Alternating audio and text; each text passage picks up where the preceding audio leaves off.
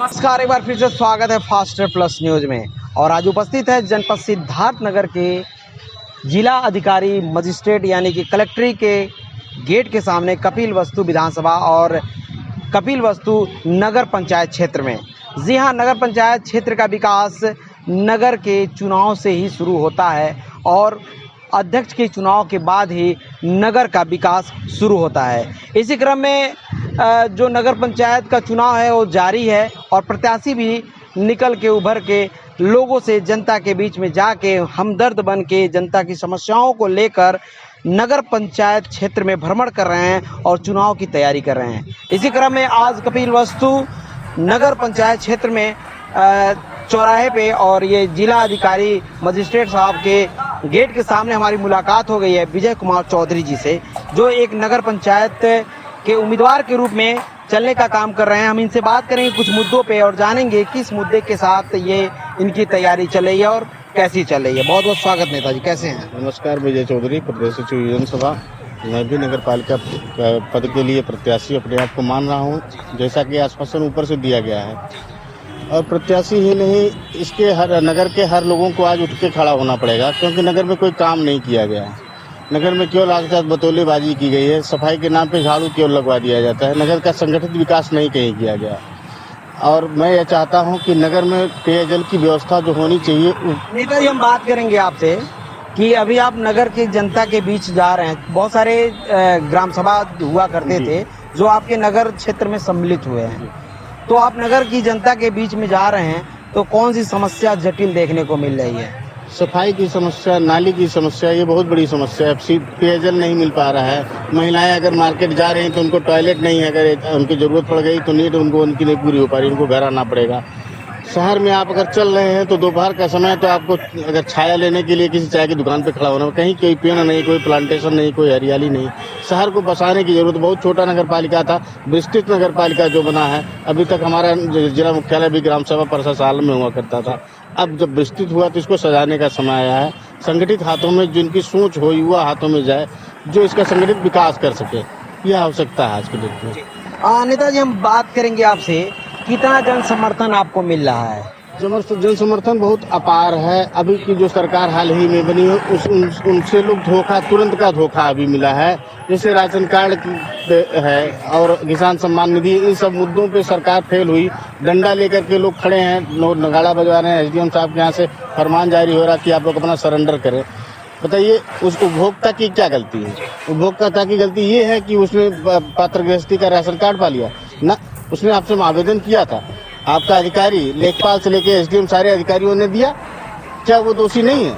जनता दोषी कैसे हो सकती है? वो आपसे मार करके तो ली नहीं थी, आपके अधिकारियों ने परसीमन करके उसको दिया था, तो आज वो दोषी कैसे हो सकती है? इस पे आपकी क्या राय हो सकती है जो राशन कार्ड पे इतना मामला चल रहा है? नहीं, राशन कार्ड जो जरूरतमंद है, जिनकी डेली कमाने खाने से नहीं हो पा रहा है, राशन उनको मिलना चाहिए। राशन संवैधानिक अधिकार है, मूल अधिकार है। जीने खाने की व्यवस्था हिंदुस्तान में सबको होनी चाहिए। लेकिन जिस तरह से इन्होंने प्रलोभन के तौर पे बेचने के लिए राशन बांटा, जिनके पास व्यवस्था थी उनको भी बांटा, जिनके नहीं व्यवस्था थी उनको भी बांटा, यह नहीं होना चाहिए था। यह प्रलोभन दे करके सरकार बनाने की व्यवस्था थी, उस व्यवस्था। नेताजी, हम बात करेंगे, आपने वर्तमान सरकार की बात की, तो हम आपसे बात करें किस पार्टी से आप नगर पंचायत चुनाव की तैयारी कर रहे हैं? नगर पालिका चुनाव में समाजवादी पार्टी से ही लड़ना चाहता हूं। समाजवादी पार्टी की विचारधारा से ही मैं डिग्री कॉलेज का चुनाव भी लड़ा था, विजयी हुआ था, और समाजवादी विचारधारा ही रगों में है। दूसरे किसी पार्टी से चुनाव लड़ने का कोई वही प्रश्न ही नहीं उठता। एक सवाल आता है, जहां एक तरफ भारतीय जनता पार्टी की लहर चल रही है विधानसभा से लेके अभी तक देखा गया हर एक चुनाव में, वहां आप समाजवादी पार्टी से नगर की क्षेत्र में आप चुनाव की तैयारी कर रहे हैं, कितनी मजबूती मिल रही है? जनता को कितना बदल पा रहे हैं, कितना परिवर्तन ला पा रहे हैं अपने साथ जुड़ने के लिए? लहर थी, बस लहर आकर के रुक गई। अब मुहाने तक पहुंच चुकी है, लहर अपने आप में सिमट चुकी है। जिन प्रलोभनों के द्वारा इन्होंने लहर बनाया था वो लहर अपने आप से काट चुके हैं। अब इन्हें अपने लहर में नहीं रह चुके हैं, इनकी लहर खत्म हो चुकी है। और अभी जो विधानसभा का चुनाव हुआ, हम लोगों ने परसीमन किया है। विधानसभा चुनाव में भी हम समाजवादी पार्टी और भाजपा बराबर की टक्कर में रही है, और इस समय क्षरण हो रहा है बीजेपी का उनकी नीतियों से। इसलिए चुनाव में हम बहुत अच्छे चुनाव से जीतेंगे। नेताजी, हम बात करेंगे आपसे, जनता ये भी पूछती है और कई विपक्ष और पक्ष के लोग कहते हैं, आखिर विजय कुमार चौधरी जी को कपिलवस्तु नगर पंचायत की जनता क्यों चुने? लोगों ने देखा है, आज के 15 साल पहले 10 साल पहले जब मैं छात्र संघ का चुनाव लड़ा था, छात्र संघ अध्यक्ष हुआ था, पहले मेरे विद्यालय में टॉयलेट से लेकर के और प्लास्टर तक नहीं थे, पर मुख्यालय का महाविद्यालय था और उसमें दीवारें फटे हुए थे, कोई गेट नहीं था, चाहे कुत्ता जाए चाहे सांड जाए। मेरे डिग्री कॉलेज अध्यक्ष होने के बाद पूरे विद्यालय का कायाकल्प किया गया, कुलपति से विनय अनुनय करके पैसा मांगा गया और विद्यालय आज की चार दीवारियां आज चमक रही हैं। उसी तरह नगर पालिका को भी चमकाने का वादा करता हूं, यही अपना सपना है। जी नेताजी, बात करेंगे आपके नगर पंचायत में कितने बूथ हैं? अभी तक के बूथ के परिसीमन हो नहीं पाई है, अभी तो परिसीमन वार्डों के किया जाए। पहले जो 25 वार्ड थे उन्हीं 25 वार्डों को बढ़ा करके किया जा रहा है, जनसंख्या के आधार पर बढ़ाकर किया जा रहा है। मुझे जो लगता है 60 से 70 वार्ड बूथ बनेंगे इसमें, उसके हिसाब से। नेताजी, जो ग्राम सभा हुआ करते थे अब वो नगर पंचायत की क्षेत्र में आ गई है, सम्मिलित हो गई है, तो वहाँ के जो प्रधान हैं क्या उनका समर्थन आपके प्रति कितना है? अब जनता देखिए, प्रधान तो सभी समर्थन करें, विकास को सब समर्थन करते हैं। अब जनता को समर्थन करना है, प्रधान से बहुत वो नहीं रह गया। संगठित वोट किसका दर्द कितना है, वो आपके साथ कितना जुड़ रहा है, विकास की तरफ कौन देख रहा है, ये मुद्दा बनता है। हम बात करेंगे आपसे अंत में कि यदि यहाँ की जनता आपको नगर अध्यक्ष चुनती है तो हम आपसे जानना चाहेंगे नगर क्षेत्र में, विकास के क्षेत्र में आप नगर की जनता को क्या देना चाहेंगे, क्या क्या करना चाहेंगे? अगर ऐसा मौका आया कि मुझे नगर की जनता ने चुना तो आप नगर में घुसने के बाद ही यह कहेंगे कि उत्तर प्रदेश का पहला नगर पालिका है जो हरियाली और सारी सुविधाओं से लैस दिखेगा आपको।